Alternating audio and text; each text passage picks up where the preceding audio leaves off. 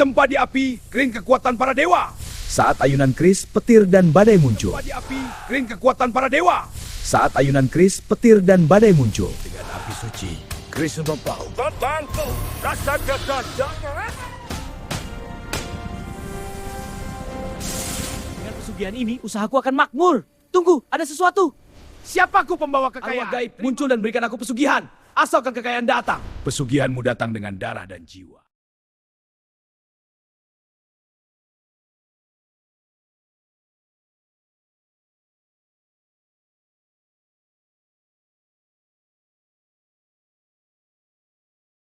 Assalamualaikum warahmatullahi wabarakatuh. Pernahkah kamu membayangkan sebuah pusaka legendaris yang tak memilih raja, melainkan memilih hati yang bersih? Inilah kisah tentang naga biru, takdir leluhur, dan seorang penjaga yang menolak tahta demi keseimbangan dunia, sebuah perjalanan epik yang akan mengubah cara pandangmu tentang kekuasaan selamanya. Malam itu, gerhana turun seperti tirai hitam yang perlahan menelan cahaya bulan di atas sebuah kerajaan kuno di tanah Jawa. Angin berembus tanpa suara, namun terasa berat seakan membawa bisikan dari alam tak kasat mata. Tiba-tiba, dari balik kegelapan, muncul cahaya panjang melengkung menyerupai naga raksasa yang menyala keemasan. Ia membelah langit dari timur ke barat, berputar seperti pusaran api, lalu menghilang dalam satu dentuman cahaya yang membuat bumi bergetar halus. Rakyat terbangun dalam kepanikan, ayam berkokok sebelum waktunya, anjing melolong ke arah bulan yang hampir lenyap. Malam yang seharusnya sunyi berubah menjadi saksi sebuah pertanda yang belum pernah tertulis dalam babat manapun. Keesokan paginya, kabar tentang cahaya naga itu menyebar lebih cepat daripada angin musim kemarau. Di pasar, di sawah, hingga di serambi-serambi rumah panggung, orang-orang membicarakan satu hal yang sama. Apakah itu pertanda kemakmuran atau kehancuran? Para sesepuh desa menggelar tikar dan membakar kemenyan, mencoba membaca arah angin dan gerak dedaunan. Mereka sepakat bahwa peristiwa semalam bukanlah kebetulan. Alam tidak pernah berbicara tanpa maksud. Ketika langit menyalakan api berbentuk naga, berarti ada kekuatan besar yang sedang bersiap turun ke bumi. Di istana, raja duduk termenung di singgasananya yang berukir sulur dan makara. Ia bukan raja yang mudah digoyahkan isu, namun sorot matanya pagi itu menyiratkan kegelisahan yang dalam. Para empu dan resi kerajaan dipanggil menghadap. Dengan jubah putih dan rambut tergerai, mereka membawa kitab tua dan perhitungan bintang. Setelah bermeditasi sejenak, salah seorang resi tertua membuka suara lirih namun tegas. Cahaya naga saat gerhana adalah pertanda akan lahirnya pusaka agung, sebuah senjata berjiwa yang akan mengubah takdir kerajaan. Pusaka itu tidak hanya membawa perlindungan, tetapi juga ujian besar bagi siapapun yang menguasainya. Raja terdiam mendengar tafsir tersebut. Ia memerintahkan agar seluruh penjuru negeri mengawasi tanda-tanda aneh. Kelahiran yang ganjil, hujan yang turun tanpa awan, atau cahaya yang jatuh dari langit. Pasukan utusan dikirim ke desa-desa terpencil, ke lereng gunung, hingga ke tepi hutan lebat. Istana berubah menjadi pusat kewaspadaan. Setiap bisikan angin dianggap pesan. Setiap kilatan cahaya dicatat. Takdir seolah sedang menunggu untuk menampakkan diri. Dan sang raja tidak ingin menjadi penguasa yang lalai membaca kehendak semesta. Sementara itu, jauh dari hiruk-pikuk istana, di sebuah desa terpencil yang dikelilingi sawah dan hutan bambu, seorang perempuan tengah berjuang melahirkan anaknya. Malam sebelumnya, tepat ketika cahaya naga membelah langit, bumi di sekitar gubuknya bergetar pelan. Di saat bayi itu menangis untuk pertama kalinya, langit kembali memancarkan kilatan singkat, dan sebuah batu bercahaya jatuh di ladang tak jauh dari rumah mereka. Penduduk desa berlarian mendekat, menyaksikan batu itu memijarkan cahaya kebiruan yang tak biasa, hangat namun tidak membakar.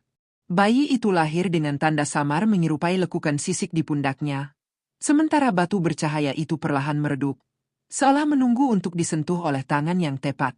Tak seorang pun di desa memahami maknanya, namun mereka merasakan getaran yang sama seperti saat cahaya naga muncul di langit.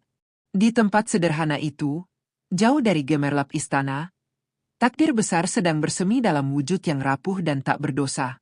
Kerajaan belum menyadari bahwa jawaban atas pertanda langit bukan hanya pusaka yang akan ditempa, tetapi juga jiwa yang kelak akan terikat padanya. Kabar tentang batu bercahaya yang jatuh di ladang desa terpencil itu akhirnya sampai juga ke telinga istana. Utusan kerajaan yang sejak awal diperintahkan mencari tanda wahyu segera bergerak menuju desa tersebut. Mereka menemukan batu itu telah berubah warna menjadi keperakan gelap, namun masih memancarkan hawa hangat seperti bara yang tak pernah padam. Anehnya, tak satu pun alat besi mampu menggores permukaannya. Para prajurit yang mencoba mengangkatnya merasakan getaran halus menjalar hingga ke tulang, seakan batu itu memiliki denyut kehidupan sendiri. Di istana, Raja memanggil empu tertua kerajaan, seorang pandai besi sakti yang telah puluhan tahun menempa pusaka bagi para leluhur. Wajahnya tenang, namun tatapannya setajam bilah baja. Ketika batu meteor itu dibawa ke hadapannya, ia tidak langsung menyentuhnya. Ia justru duduk bersila, memejamkan mata, dan merasakan getarannya lewat udara. Dalam keheningan itu, ia mendengar suara gemuruh samar seperti auman naga yang terperangkap dalam lapisan batu. Ia tahu, inilah bahan pusaka yang dinubuatkan saat gerhana.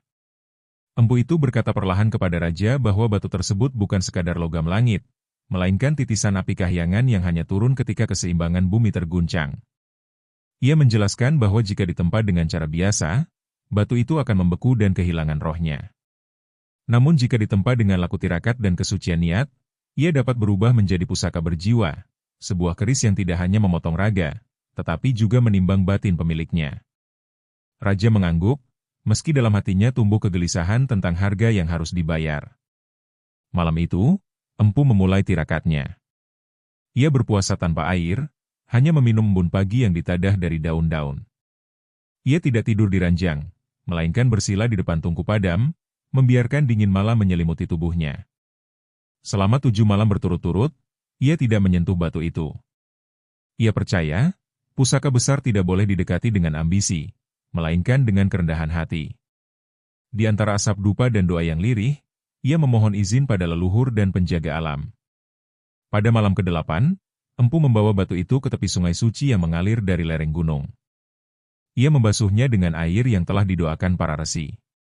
Ketika air menyentuh permukaan batu, terdengar suara mendesis panjang, dan uap tipis membumbung membentuk bayangan menyerupai kepala naga. Para saksi yang menyaksikan dari kejauhan gemetar, namun empu tetap tenang. Ia tahu, roh penjaga batu itu sedang menguji keberaniannya. Sementara itu, di desa terpencil, bayi yang lahir saat gerhana tumbuh dengan cepat. Tangisnya tidak pernah panjang, seolah ia memahami dunia lebih awal daripada usianya. Ibunya sering bermimpi melihat cahaya kebiruan melingkari anak itu setiap kali ia tertidur. Pada malam-malam tertentu, arah angin di sekitar rumah mereka selalu berubah, seakan sesuatu tengah berjaga.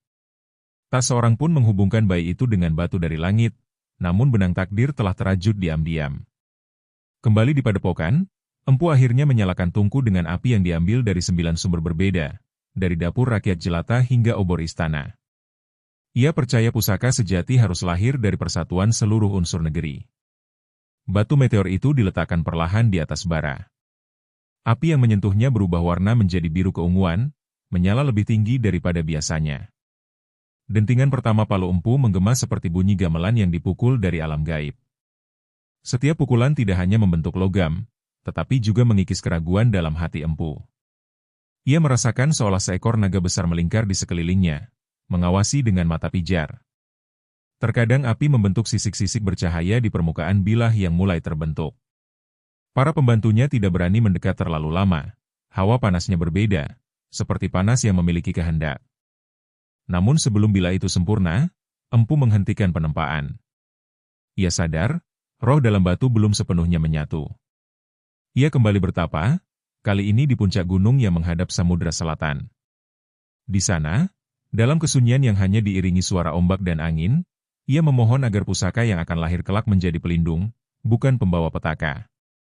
Ia tahu, kesaktian tanpa kebijaksanaan hanya akan melahirkan kehancuran. Di kejauhan, awan bergerak membentuk lengkung menyerupai tubuh naga yang sama seperti saat gerhana. Pertanda itu membuat empu semakin yakin, keris yang akan lahir bukan sekadar senjata, melainkan jembatan antara langit dan bumi. Dan tanpa disadari siapapun, takdir batu dari langit dan bayi di desa terpencil itu perlahan bergerak menuju satu titik pertemuan yang tak terhindarkan. Penempaan dihentikan bukan karena logamnya tak bisa dibentuk, melainkan karena Empu menyadari satu hal yang lebih dalam. Roh di dalam batu itu belum sepenuhnya tunduk, bahkan belum sepenuhnya bersedia. Bara tungku boleh menyala biru, palu boleh menghantam dengan irama sakral, tetapi pusaka berjiwa tidak lahir dari api semata. Ia lahir dari perjanjian. Maka Empu memutuskan menjalani tirakat yang lebih berat dari sebelumnya. Sebuah laku 100 malam yang hanya tercatat dalam kisah para leluhur. Ia meninggalkan padepokan tanpa membawa apapun selain kain putih dan kendi kecil. Di puncak gunung yang menghadap samudra selatan, ia duduk bersila di atas batu cadas. Siang hari ia berpuasa, malam hari ia berzikir dalam keheningan. Angin gunung menusuk tulang, embun menggigilkan kulit, tetapi ia tidak bergeming. Setiap malam, ia membayangkan bilah keris yang belum selesai itu, lekuknya, pamornya, dan cahaya yang ingin ia pancarkan. Namun setiap kali bayangan itu hampir sempurna, selalu muncul siluet naga yang memandangnya dengan mata menyala. Pada malam ke-21, badai datang tanpa peringatan. Petir menyambar puncak gunung, hujan turun seperti dicurahkan dari langit yang retak. Empu tetap duduk, membiarkan tubuhnya basah kuyup. Dalam gemuruh petir, ia mendengar suara berat bergulung seperti gema dari perut bumi. "Untuk apa kau bangkitkan aku?" Suara itu bukan dari telinga, melainkan dari dalam dada. Empu menjawab dalam batin, bahwa pusaka itu bukan untuk kesombongan raja, bukan untuk menumpahkan darah tanpa sebab, melainkan untuk menjaga keseimbangan. Di desa terpencil, bayi yang lahir saat gerhana kini berusia beberapa bulan. Tatapannya sering membuat orang dewasa terdiam. Pada malam badai yang sama, bayi itu terbangun dan tidak menangis.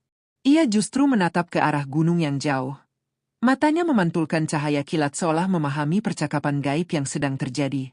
Ibunya merasakan hawa hangat mengelilingi rumah mereka, seperti pelindung tak terlihat yang berdiri berjaga. Memasuki malam ke-40, Empu mulai merasakan godaan. Dalam semedinya, ia melihat bayangan istana runtuh, rakyat kelaparan, dan peperangan merajalela.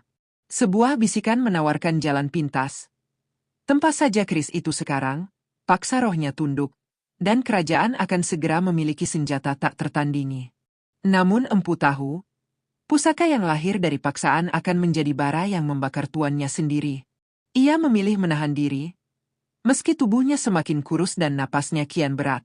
Malam ke-70 membawa penglihatan berbeda. Dalam kesunyian, laut di bawah gunung mendadak tenang. Kabut naik membentuk lingkaran besar, dan dari tengahnya muncul bayangan naga raksasa dengan sisik berkilau seperti pamor baja. Kali ini suaranya tidak menggelegar, melainkan dalam dan terukur. Kesaktian bukan milik manusia, katanya, ia hanya dipinjamkan. Empu menunduk dalam batin, menerima kebenaran itu. Ia tidak meminta kekuatan, hanya memohon izin untuk menjadi perantara. Pada malam ke-99, api kecil tiba-tiba muncul di hadapannya tanpa sumber. Api itu tidak membakar rumput, tidak menghanguskan kain, hanya melayang setinggi dada. Dari dalam nyala biru itu, terdengar denting halus seperti gamelan dimainkan jauh di alam lain. Empu menyadari bahwa roh penjaga batu telah luluh. Namun satu malam terakhir masih tersisa, malam penentuan.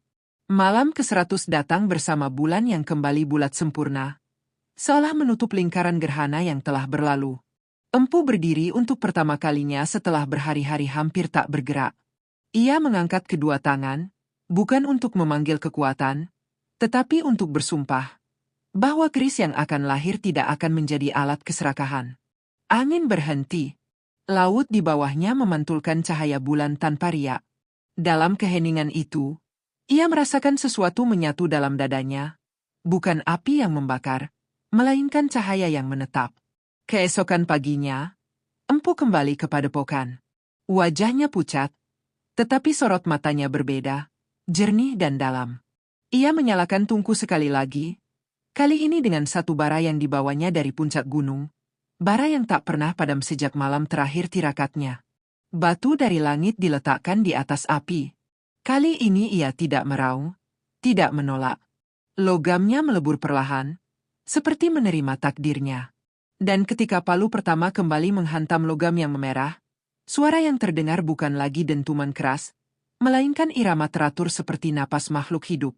Empu tahu, penempaan kali ini bukan lagi pertarungan, melainkan penyatuan. Roh naga telah setuju untuk tinggal dalam bilah yang akan segera lahir. Namun ia juga tahu, setiap jiwa yang bersentuhan dengan pusaka itu kelak akan diuji. Sebab kesaktian sejati tidak pernah berdiri tanpa bayang-bayang tanggung jawab. Tungku di padepokan menyala lebih terang dari sebelumnya. Namun api itu tidak lagi liar. Ia bergerak tenang, biru keperakan, seolah memahami tugas sucinya. Logam dari batu langit kini telah melebur sempurna, berpadu dengan serpihan besi pilihan dari 9 penjuru negeri, simbol persatuan rakyat dan istana. Empu berdiri tegak di hadapan bara, palu di tangan kanannya, doa di dalam dadanya. Setiap denting yang tercipta bukan sekadar suara besi bertemu besi, melainkan gema janji yang telah disepakati antara manusia dan roh penjaga. Hari pertama penempaan ulang menghasilkan bentuk kasar bilah yang panjang dan ramping. Namun anehnya, logam itu membentuk lekuknya sendiri, seperti menolak lurus dan memilih berkelok 9 kali. Para pembantu empu tertegun, sebab mereka tidak melihat sang guru mengatur lengkung itu secara paksa. Seolah-olah ada tangan tak terlihat yang membimbing arah tempa. Empu hanya tersenyum tipis. Ia tahu, 9 lekuk itu bukan kebetulan. Ia adalah simbol lapisan langit dan tahapan ujian batin yang harus dilalui pemiliknya kelak. Memasuki hari ketiga, permukaan bilah mulai menampakkan pamor yang tidak biasa. Polanya menyerupai sisik naga yang tersusun rapi, berkilau saat terkena cahaya api. Kadang pola itu bergerak halus, seperti makhluk hidup yang bernapas di dalam baja. Salah satu pembantu yang terlalu lama menatapnya mendadak merasa pusing dan berlutut, mengaku mendengar desis panjang di telinganya. Empu segera memercikan air doa ke bilah itu, dan pamor pun kembali diam, seolah tertidur. Pada saat yang sama, di desa terpencil, bayi yang kini mulai belajar merangkak menunjukkan hal ganjil. Setiap kali ia tertawa, ayam-ayam berhenti berkokok dan angin seakan berputar mengelilingi rumahnya. Pada malam tertentu, pundaknya yang memiliki tanda samar seperti sisik tampak berpendar lembut ketika bulan purnama menyentuh kulitnya. Ibunya mulai menyadari bahwa anaknya terikat pada sesuatu yang jauh lebih besar dari kehidupan desa sederhana itu. Kembali kepada padepokan, tiba saatnya bilah keris dicelupkan ke dalam air suci yang telah didoakan para resi. Air itu diambil dari pertemuan 2 sungai dan disimpan dalam tempayan tanah liat selama 100 hari. Ketika bilah panas membara dimasukkan perlahan, terdengar suara gemuruh dari dalam tempayan, bukan seperti air mendidih, melainkan seperti nafas panjang makhluk raksasa. Uap yang membumbung membentuk siluet naga yang kali ini tidak lagi garang, melainkan anggun dan megah. Empu menutup matanya saat memegang gagang kayu cendana yang telah dipersiapkan. Kayu itu diukir dengan motif sulur dan kepala naga yang saling berhadapan, melambangkan keseimbangan antara kekuatan dan kebijaksanaan. Saat bilah dan gagang disatukan, getaran halus menjalar ke seluruh ruangan. Dinding padepokan berderik pelan, lampu minyak bergoyang tanpa angin. Semua yang hadir merasakan bulu kuduk mereka berdiri, namun bukan karena takut, melainkan karena kesadaran bahwa mereka menyaksikan kelahiran sesuatu yang sakral. Ketika keris itu akhirnya diangkat tinggi-tinggi, pamornya memantulkan cahaya biru lembut, bukan menyilaukan, tetapi menenangkan. Tidak ada ledakan, tidak ada kilat dramatis, justru keheningan yang mendalam menyelimuti tempat itu. Empu menyebut namanya untuk pertama kali, Nogosostro. Nama yang berarti naga penjaga inti semesta, pengikat keseimbangan antara bumi dan langit. Nama itu menggema bukan di telinga, tetapi di hati setiap orang yang mendengarnya. Namun kesaktian Nogosostro segera menunjukkan sifatnya. Ketika seorang prajurit yang menyimpan iri hati mencoba menyentuh bilahnya tanpa izin, tangannya mendadak panas seperti tersentuh bara, meski keris itu tampak dingin. Ia terjatuh dan mengaku melihat bayangan naga memandangnya tajam. Sebaliknya, ketika seorang resi tua menyentuhnya dengan niat doa, bilah itu memancarkan cahaya lembut, seolah menyambut sentuhan tersebut. Jelaslah bahwa pusaka ini bukan sekadar senjata, melainkan cermin hati. Raja menerima kabar kelahiran keris itu dengan campuran bangga dan was-was. Ia tahu, pusaka sebesar ini bukan hanya anugerah, tetapi juga tanggung jawab besar. Keris Nogosostro tidak akan patuh pada kekuasaan semata. Ia akan memilih, menilai, dan mungkin menolak. Di balik kilau pamornya tersembunyi kehendak yang tidak bisa dibeli dengan emas atau ditundukkan dengan perintah. Dan jauh di desa terpencil, bayi itu tertidur lelap di malam yang tenang. Untuk pertama kalinya sejak kelahirannya, tanda di pundaknya tidak memancarkan cahaya. Seolah sesuatu yang selama ini terhubung telah mencapai tahap baru. Di dua tempat berbeda, Padepokan dan Desa Sunyi, dua bagian takdir telah resmi lahir, sebuah pusaka bernama Nogosostro, dan seorang anak yang kelak takdirnya akan berkelindan erat dengan kesaktian sang naga. Kelahiran Kris Nogosostro tidak langsung diumumkan kepada seluruh negeri. Raja menyimpannya dalam ruang pusaka terdalam istana, terbungkus kain putih berlapis doa. Namun kabar tentang pusaka berjiwa itu tetap merambat seperti asap yang mencari celah. Para bangsawan mulai berbisik. Para adipati saling menimbang peluang. Sebab di kerajaan itu telah lama beredar ramalan. Siapapun yang diakui oleh pusaka langit akan menjadi pemimpin sejati, bukan hanya karena garis darah, tetapi karena keteguhan batin. Di antara para putra mahkota, berdirilah seorang pangeran muda yang dikenal tenang dan gemar menyamar ke desa-desa untuk mendengar keluh kesah rakyat. Ia tidak paling tua, bukan pula yang paling disukai para bangsawan, tetapi hatinya jernih dan pikirannya tajam. Sejak kecil ia lebih tertarik mempelajari kitab kebijaksanaan dan ilmu kanuragan daripada intrik istana. Ketika mendengar tentang Kris Nogosostro, ia tidak menunjukkan ambisi, justru bertanya kepada gurunya, apakah pusaka memilih tangan atau hati? Raja, yang diam-diam mengamati putra-putranya, memutuskan menguji mereka. Ia mengumumkan bahwa dalam waktu dekat akan diadakan ujian batin di ruang pusaka. Bukan untuk menentukan siapa terkuat, melainkan siapa yang layak mendekat. Kabar itu membuat istana bergolak. Beberapa pangeran mulai berlatih keras, ada yang meminta jimat, bahkan ada yang mendekati empu dengan iming-iming hadiah. Namun empu hanya tersenyum samar. Ia tahu, Nogosostro tidak dapat dibujuk. Hari ujian tiba. Ruang pusaka diterangi lampu minyak dan dupa harum. Keris Nogosostro diletakkan di atas kain hitam. Pamornya berkilau tenang seperti permukaan danau tanpa angin. Satu persatu pangeran dipersilakan mendekat. Pangeran tertua melangkah penuh percaya diri.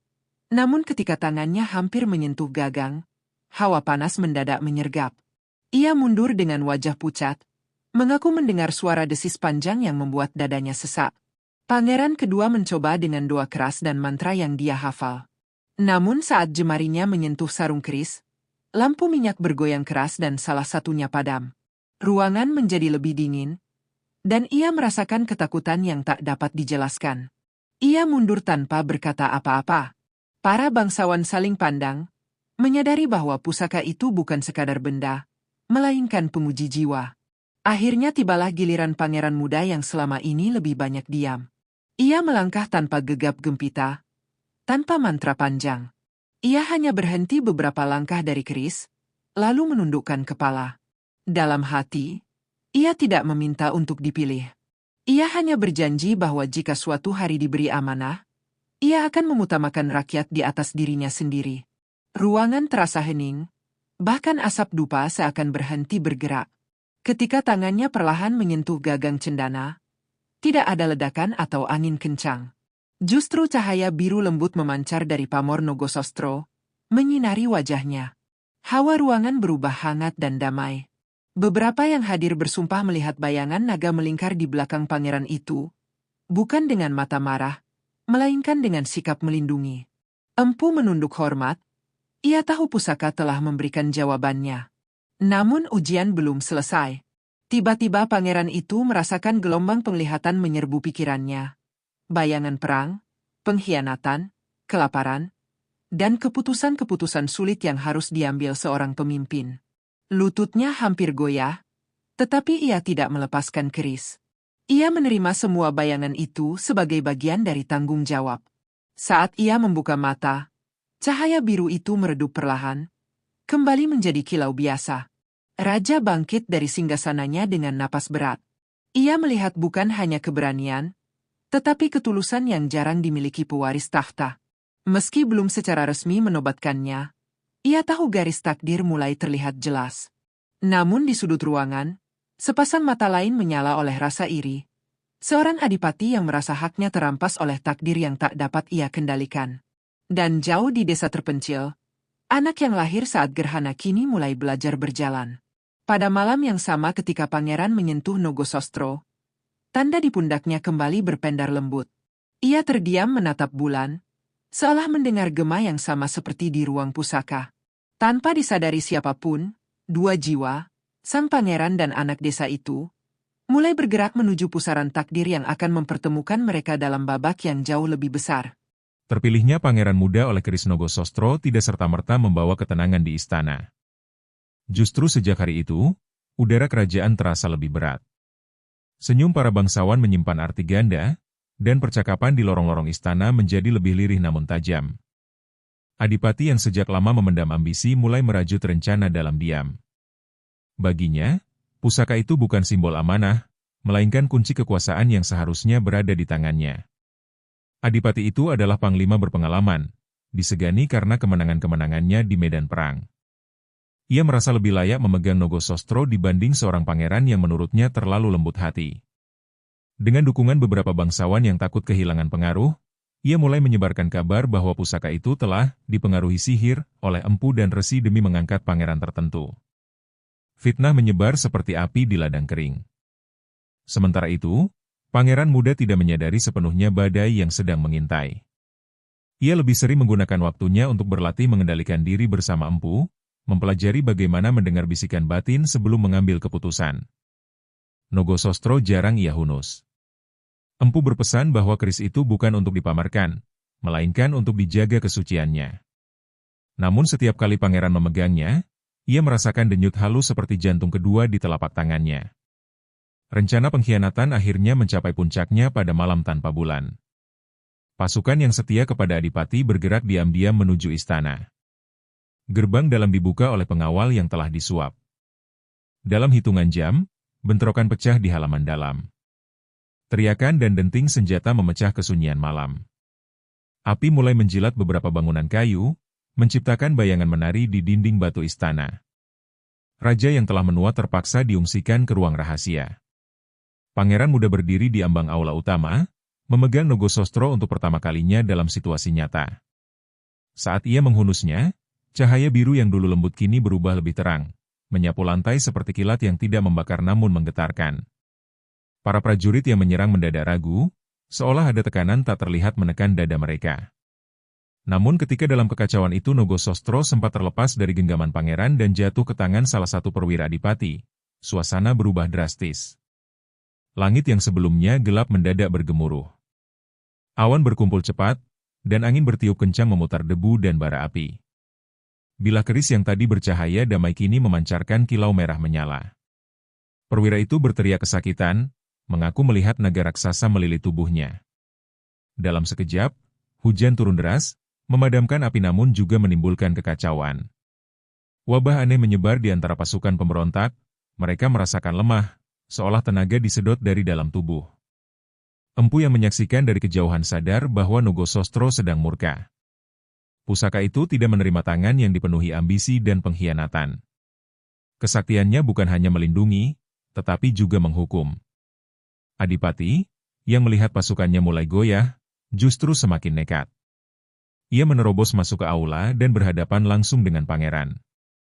Kekuatan tidak dimenangkan dengan doa, teriaknya. Ia mencoba merebut keris itu sendiri. Namun saat jemarinya hampir menyentuh gagang, tanah di bawahnya retak halus, dan kilat menyambar tiang aula tanpa menyentuh siapapun, peringatan yang jelas dari langit. Pangeran tidak menyerang. Ia justru menancapkan Nogosostro ke lantai batu dan memejamkan mata, mengingat janji yang pernah ia ucapkan di ruang pusaka. Cahaya biru menyebar luas, tidak melukai, tetapi membuat setiap orang berhenti bergerak. Dalam cahaya itu, para prajurit melihat bayangan keluarga mereka, rumah mereka, dan akibat dari perang saudara yang mereka lakukan. Banyak yang menjatuhkan senjata dengan tangan gemetar.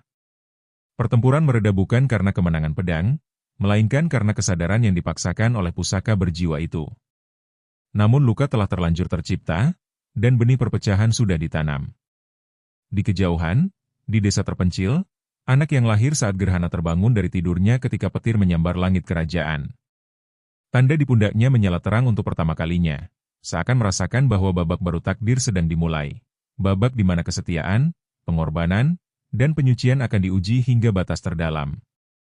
Perang saudara memang mereda malam itu, tetapi ketenangan yang tersisa hanyalah kulit tipis di atas luka yang dalam. Istana masih berdiri, namun dindingnya retak oleh api dan pengkhianatan. Beberapa prajurit memilih meninggalkan senjata, sebagian lagi ditahan untuk diadili. Adipati yang memimpin pemberontakan berhasil melarikan diri ke wilayah perbatasan bersama sisa pengikut setianya. Meski tidak tumbang, kerajaan telah tercabik dari dalam. Pangeran muda tidak merayakan apapun. Ia justru merasa berat memikul akibat dari kesaktian Nogosostro yang sempat berubah murka. Ia menyadari satu hal. Pusaka itu bukan sekadar pelindung, tetapi cermin keadaan batin negeri. Ketika ambisi dan iri hati tumbuh, kesaktiannya pun memanas. Maka ia memutuskan meninggalkan istana untuk sementara, menyerahkan pemerintahan harian kepada para menteri terpercaya. Ia ingin membersihkan batinnya sebelum benar-benar menerima takhta. Bersama empu, ia menuju tempat sunyi di lereng gunung yang dulu menjadi lokasi tirakat 100 malam. Di sana, ia menancapkan Nogosostro di tanah dan bersila di hadapannya. Ia tidak membawa pasukan, tidak pula membawa lambang kebesaran. Hanya dirinya, pusaka, dan kesunyian alam. Ia memohon bukan kemenangan, melainkan pengampunan atas darah yang hampir tumpah karena perebutan kuasa. Hari-hari pertama terasa berat. Dalam semedinya, ia melihat kembali bayangan pertempuran, wajah prajurit yang ketakutan, dan kilatan merah pada bilah keris saat jatuh ke tangan yang salah. Ia bertanya dalam hati, apakah ia pantas memegang kekuatan sebesar itu? Pada malam ketujuh, angin gunung berputar kencang, dan dari kabut muncul bayangan naga raksasa seperti yang pernah dilihat empu. Namun kali ini, tatapannya tidak marah, melainkan menguji. Kesaktian tidak lahir untuk menundukkan. Suara itu menggema dalam batin pangeran. Ia hadir untuk menjaga keseimbangan. Apakah engkau siap kehilangan segalanya demi menjaga yang lain? Pangeran membuka matanya dan menjawab tanpa ragu. Jika takhta harus ia lepaskan demi kedamaian rakyat, ia rela. Jika namanya harus dilupakan demi keutuhan negeri, ia pun menerima. Jawaban itu membuat cahaya biru lembut memancar kembali dari Nogosostro. Sementara itu, di perbatasan, Adipati yang melarikan diri mulai merencanakan serangan kedua. Namun pasukannya melemah oleh wabah misterius yang sebelumnya melanda. Banyak yang jatuh sakit tanpa sebab jelas. Di antara bisikan ketakutan, muncul kabar bahwa pusaka naga tidak akan memberi restu pada pengkhianat. Perlahan, kesetiaan para pengikutnya goyah. Sebagian meninggalkannya diam-diam di malam hari. Di desa terpencil, anak yang lahir saat gerhana kini telah cukup besar untuk berlari di pematang sawah. Pada suatu sore, ia berdiri menghadap gunung dan tanpa sadar mengangkat tangannya ke langit. Awan yang tadinya pekat terbelah tipis oleh cahaya senja. Seorang tetua desa yang melihat kejadian itu merasakan getaran aneh di tanah, seperti denyut yang sama dengan malam gerhana dahulu. Takdir anak itu semakin mendekat pada pusaran peristiwa di istana. Kembali di lereng gunung, pangeran menjalani laku puasa dan tapa hingga tubuhnya semakin kurus. Namun sorot matanya justru semakin jernih. Pada malam ke-40, ia mencabut Nogosostro dari tanah. Bilahnya kini tidak lagi memancarkan kilau mencolok, melainkan cahaya tenang seperti bulan purnama. Tidak ada lagi bara merah murka. Yang tersisa hanyalah kekuatan yang terkendali. Empu yang menyaksikan dari kejauhan tersenyum tipis. Ia tahu pusaka itu telah disucikan kembali, bukan oleh mantra atau ritual rumit, tetapi oleh ketulusan pengorbanan. Pangeran telah membuktikan bahwa ia tidak memegang keris untuk menguasai, melainkan untuk menjaga. Kesaktian terbesar Nogosostro bukan pada tajamnya bilah, tetapi pada kemampuannya menyingkap isi hati. Ketika pangeran kembali ke istana, ia tidak membawa pasukan besar, hanya keyakinan baru. Kabar tentang kesembuhan dan bubarnya pasukan pemberontak telah lebih dulu sampai. Rakyat menyambutnya bukan dengan sorak kemenangan, tetapi dengan rasa lega. Namun jauh di balik kedamaian itu, garis takdir masih bergerak. Sebab pusaka telah disucikan, pengkhianatan telah dipatahkan, dan kini saatnya menentukan warisan apa yang akan ditinggalkan bagi generasi berikutnya. Kembalinya pangeran ke istana tidak disambut dengan pesta besar, melainkan dengan suasana hening yang penuh hormat. Rakyat berdiri di sepanjang jalan utama, menundukkan kepala saat ia melintas tanpa iring-iringan megah. Tidak ada lagi sorak kemenangan atau tabuhan genderang perang. Yang ada hanyalah kesadaran bahwa negeri itu telah melewati jurang perpecahan dan kembali dengan luka yang masih basah. Di pinggang pangeran, keris Nogosostro tergantung tenang. Pamornya memantulkan cahaya matahari pagi seperti danau yang telah menemukan kedamaiannya. Raja yang telah renta akhirnya memanggil seluruh petinggi kerajaan. Di hadapan mereka, ia mengumumkan bahwa tahta akan segera diwariskan kepada pangeran muda yang telah lulus ujian bukan hanya oleh manusia, tetapi oleh pusaka langit. Namun keputusan itu disertai pesan yang tak biasa. Keris Nogosostro tidak akan menjadi lambang kekuasaan terbuka. Ia tidak akan dipamerkan dalam upacara atau diarak dalam kemenangan. Kesaktiannya terlalu besar untuk dijadikan simbol kebanggaan. Malam sebelum penobatan, pangeran mengunjungi Empu untuk terakhir kalinya sebagai murid. Ia mengungkapkan kegelisahan baru, bukan tentang perang, melainkan tentang masa depan. Bagaimana jika suatu hari nanti, tanyanya, orang-orang melupakan makna pusaka ini dan hanya mengejar kekuatannya? Empu terdiam lama sebelum menjawab bahwa setiap pusaka agung selalu menghadapi dua takdir, menjadi pelindung dalam sunyi, atau menjadi sumber bencana ketika diagungkan tanpa hikmah. Keputusan pun diambil. Setelah resmi dinobatkan menjadi raja, ia memerintahkan pembangunan sebuah ruang rahasia di dalam perut bumi, jauh di bawah istana. Ruangan itu tidak dihiasi emas atau ukiran megah. Dindingnya hanya batu polos yang dilapisi doa dan simbol penjaga dari berbagai ajaran leluhur. Di sanalah keris Nogosostro akan disimpan, bukan disembunyikan karena takut, melainkan dijaga agar tidak disalahgunakan oleh generasi yang belum siap. Upacara penyimpanan dilakukan tanpa banyak saksi. Hanya raja, empu, dan dua resi tertua yang hadir. Saat Nogosostro diletakkan di atas altar batu, cahaya biru lembut memancar sejenak, seolah memahami keputusan itu. Tidak ada penolakan, tidak ada murka. Justru suasana terasa ringan, seperti beban besar yang akhirnya diletakkan pada tempat yang semestinya. Sebelum pintu batu ditutup, raja berbisik lirih, berjanji hanya akan memanggil pusaka itu ketika negeri benar-benar berada di ambang kehancuran. Sejak hari itu, kerajaan memasuki masa damai yang panjang. Perdagangan berkembang, sawah kembali subur, dan anak-anak bermain tanpa takut mendengar denting senjata. Nama Nogosostro tidak lagi sering disebut di Balairung. Ia berubah menjadi legenda yang hanya diceritakan dalam tembang malam oleh para pujangga tua. Namun setiap kali bulan purnama menggantung sempurna di langit, beberapa orang bersumpah melihat kilau biru samar dari arah bawah istana. Di desa terpencil, anak yang lahir saat gerhana kini tumbuh menjadi remaja dengan sorot mata yang dalam. Ia tidak mengetahui sepenuhnya tentang pusaka yang tersembunyi, tetapi sering bermimpi tentang naga yang melingkar tenang di bawah tanah. Dalam mimpinya, naga itu tidak berbicara tentang perang, melainkan tentang keseimbangan. Seorang ketua desa mulai mengajarinya tentang kebijaksanaan dan tanggung jawab, seolah merasakan bahwa anak itu terikat pada sejarah yang lebih besar dari dirinya. Empu yang telah menua akhirnya menghembuskan napas terakhirnya dengan tenang. Sebelum wafat, ia meninggalkan pesan tertulis bahwa pusaka sejati bukanlah bilah baja, melainkan hati yang mampu menahan diri saat memiliki kekuatan. Pesan itu disimpan bersama catatan tentang asal-usul batu langit dan tirakat 100 malam. Namun hanya sedikit yang diizinkan membaca seluruh kisahnya. Tahun-tahun berlalu, dan generasi berganti. Kerajaan mungkin berubah nama, istana mungkin berganti bentuk, tetapi ruang batu di bawah tanah tetap ada, menjaga rahasia pusaka naga. Hanya raja-raja tertentu yang mengetahui pintu masuknya, dan bahkan mereka tidak selalu berani membukanya. Sebab mereka paham, memanggil Nogosostro berarti memanggil ujian besar bagi diri sendiri dan seluruh negeri. Dan demikianlah, keris Nogosostro menjadi warisan yang disembunyikan, bukan karena dilupakan, melainkan karena dihormati. Ia menunggu dalam sunyi, seperti naga yang tidur panjang di perut bumi. Konon, jika suatu hari langit kembali dibelah cahaya saat gerhana dan negeri kembali goyah oleh keserakahan, pamor birunya akan menyala lagi. Bukan untuk menaklukkan dunia, tetapi untuk mengingatkan manusia bahwa kekuatan terbesar selalu datang bersama tanggung jawab yang tak terelakkan.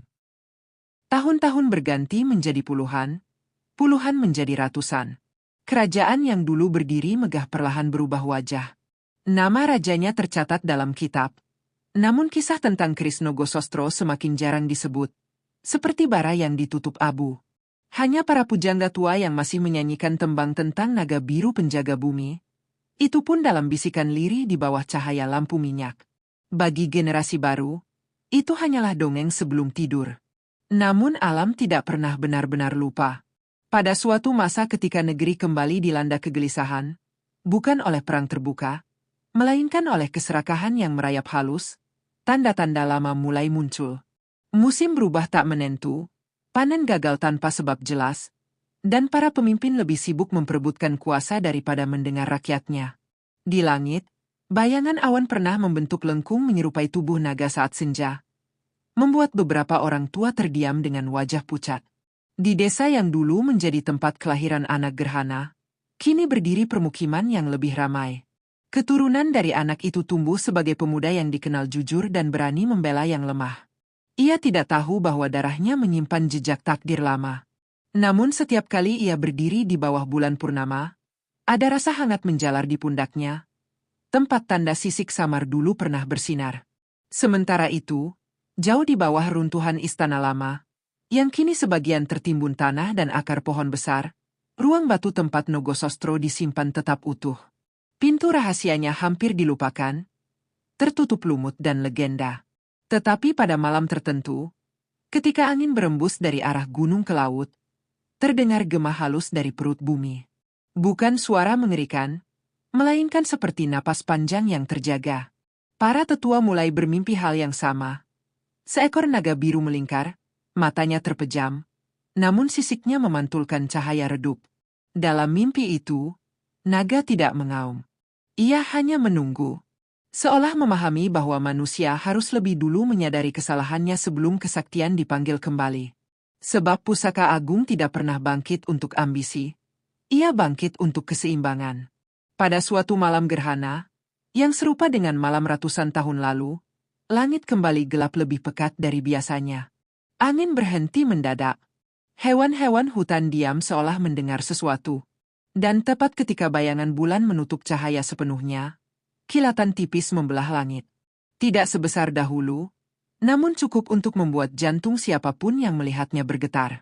Di desa, pemuda keturunan anak gerhana itu terbangun dengan napas terengah. Tanda samar di pundaknya terasa panas, namun bukan menyakitkan.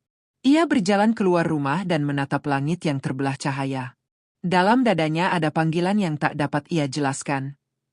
Panggilan menuju sesuatu yang terkubur, sesuatu yang telah lama menunggu.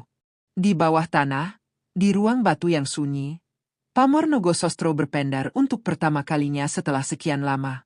Cahaya birunya merayap perlahan di sepanjang lekuk 9 bilahnya. Tidak ada tangan yang menyentuhnya, tidak ada doa yang dilantunkan. Namun ia seakan merasakan denyut baru di permukaan bumi, denyut jiwa yang siap diuji. Legenda pun mulai bergerak dari tidur panjangnya. Tidak ada yang tahu apakah keris itu benar-benar akan diangkat kembali, atau hanya memberi peringatan melalui tanda-tanda alam. Namun satu hal menjadi jelas, kisah Nogosostro belum selesai. Ia bukan sekadar cerita masa lalu, melainkan siklus yang berulang setiap kali manusia lupa bahwa kekuatan tanpa kebijaksanaan adalah awal kehancuran. Dan ketika waktu itu benar-benar tiba, naga biru tidak akan memilih berdasarkan darah atau mahkota, melainkan berdasarkan hati yang sanggup memikul beban dunia tanpa tergoda untuk menguasainya. Pada akhirnya, kisah keris Nogosostro bukanlah tentang naga biru yang membelah langit, bukan pula tentang pusaka yang memilih darah keturunan, melainkan tentang manusia yang berani menundukkan ambisinya sendiri demi menjaga keseimbangan dunia. Dari reruntuhan istana yang menyimpan rahasia leluhur, dari getar pamor yang pernah menyala seperti takdir yang tak bisa ditolak, hingga keputusan sunyi untuk mengembalikan kekuatan ke perut bumi, semuanya menjelma satu kebenaran, bahwa kekuasaan terbesar bukanlah menguasai negeri, tetapi menguasai diri. Sang penjaga mungkin tak pernah duduk di singgasana, namun justru disitulah ia menjadi raja yang sejati. Raja atas egonya, atas ketakutan manusia, dan atas bayang-bayang takdir yang diwariskan turun-temurun. Dan ketika naga biru memilih tidur, dunia akhirnya belajar bahwa pusaka paling sakti bukan terletak pada bilah baja, melainkan pada hati yang tetap terang meski tak lagi disorot cahaya.